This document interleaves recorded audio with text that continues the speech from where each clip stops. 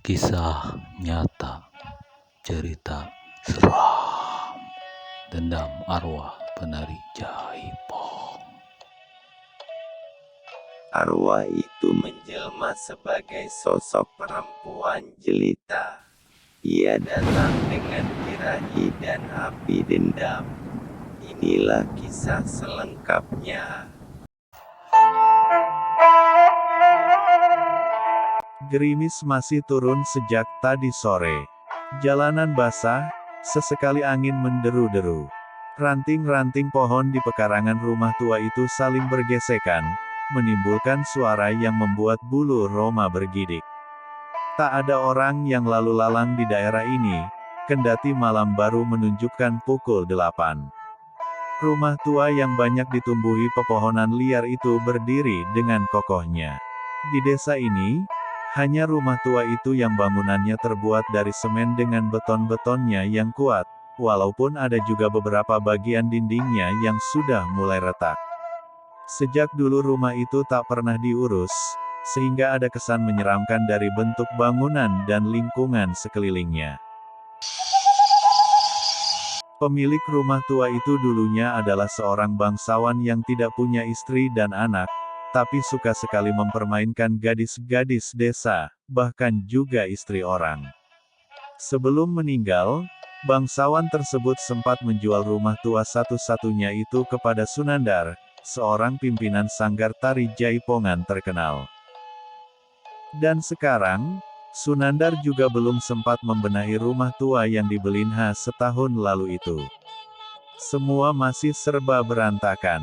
Hanya kamar tidurnya saja yang kelihatan bersih, itu pun apabila Sunandar sengaja bermalam di rumah tua itu.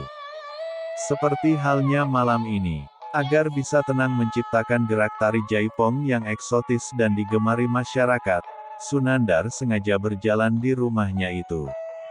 Baginya, rumah tua itu banyak menghadirkan inspirasi menakjubkan dalam upaya menciptakan gerakan-gerakan Jaipongan. Sunandar adalah pria matang dengan usia 35 tahun. Prestasinya sebagai pimpinan sanggar tari Jaipong dan penata gerak dan musik patut dibanggakan. Album kaset Jaipong Sunandar selalu meledak di pasaran. Namanya makin top. Tak urung, rezekinya pun lancar mengalir. Sunandar baru dikaruniai seorang putra dari istrinya yang cantik. Jipang, sopirnya, ikut menemani di rumah tua itu. Mereka baru saja iseng main catur. Kita harus cepat-cepat pulang, Tuan, Jipang mendesah. Tidak betah di tempat ini, ya. Kilah Sunandar. Jipang senyum dipaksakan, sembari matanya melirik ke seluruh ruangan. Baru 2 malam kita di sini. Sudah kangen sama istrinya, ya. Sunandar mencoba bersendau gurau. Jipang mesem. Bukan begitu, Tuan. Habis apa? Anu, Tuang. Jipang gugup bicaranya. Kenapa, Jipang? Kembali melirik ke setiap sudut ruangan. Seperti ada sesuatu yang disembunyikan oleh sopir ini.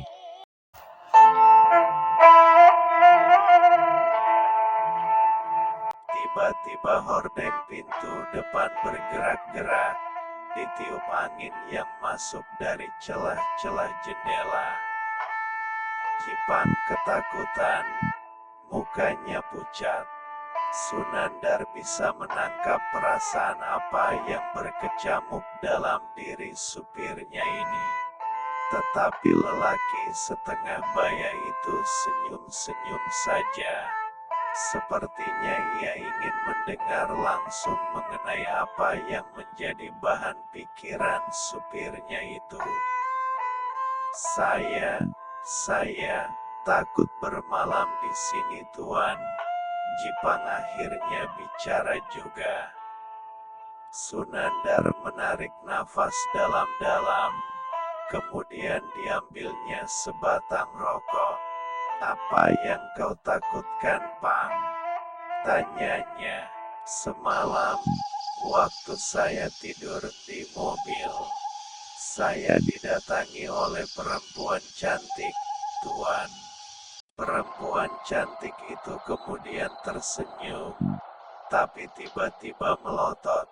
Biji matanya seperti mau melompat keluar. Saya takut.